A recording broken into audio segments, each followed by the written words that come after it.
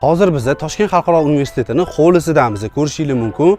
Romlarni chetini tiyagadan emas, alikapondan montaj qilib berganmiz. Tepa parapet qismlari ham mokriy matviy rangdan qilib berganmiz. Idealniy darajada ko'rib baho berasizlar.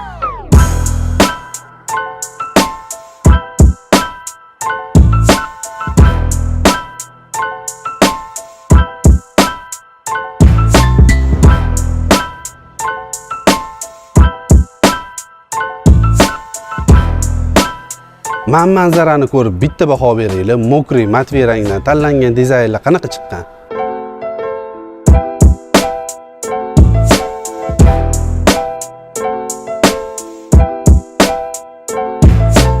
Xo'p, shu yerda ishlaydigan akamizdan ishimiz haqida ozgina qisqacha ma'lumot olamiz. Ishlarimiz qanaqa, ma'qul keldimi sizlarga? Nima deysiz? Assalomu alaykum. Avvalambor, to'g'risini aytganda juda ham chiroyli, sifatli bo'lgan. Hozirgi kungacha uyaltirmadi, menimcha yaxshi chiqqan.